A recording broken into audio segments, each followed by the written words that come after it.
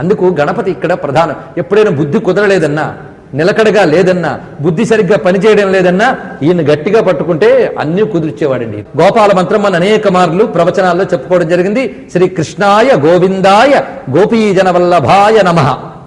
ఇది సభలో మనం చెప్పుకోవచ్చు మంత్రం. ఇది బీజాక్షరాలతో అయితే మాత్రం గురువుపదిష్టం కావాలి, గురువు ద్వారా మాత్రమే దీక్షగా తీసుకోవాలి బీజాక్షరాలతో. కానీ భక్తిగా ఆరాధించేవాడికి ఇది చాలు. శ్రీ కృష్ణాయ గోవిందాయ గోపీజన వల్లభాయ నమః.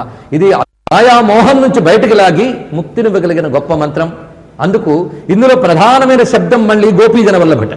కృష్ణాయ గోవిందాయ గోపీజన వల్లభాయ 3 నామములు గొప్పవే అయినప్పటికీ కూడా కృష్ణ గోవింద గోపీజన వల్లభ. కానీ గోపీజన వల్లభకి చాలా ప్రాధాన్యం ఇచ్చారు.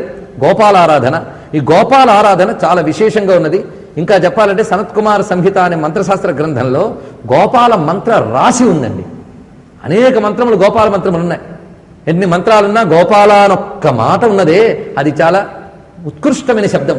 అందుకే కృష్ణ పరమాత్మని ఆ గోపాలకృష్ణ అనే మూర్తిగా ఆరాధించడం చాలా విశేషం. గోకులంలో ఉద్భవించిన గోపాలమూర్తి గోవుల్ని పాలించువాడు. ఈ మాటకు మనం అనేకమాల అర్థం చెప్పుకున్నాం. వేద మంత్రములు గోవులు, ప్రాణశక్తులు గోవులు, సూర్యకిరణములు గోవులు, ధర్మము గోవు, భూమి గోవు, ధేనువు గోవు, ఇన్ని గోవుల్ని రక్షించేవాడు గోపాలకుడు. అటువంటి గోపాలకృష్ణమూర్తి యొక్క ఆరాధన విశేషములు ఇక్కడ చెప్పారు. ఆ గోపాలకృష్ణ ఆరాధనలో ఒక ముఖ్యమైన శ్లోకాన్ని చెప్తున్నారు.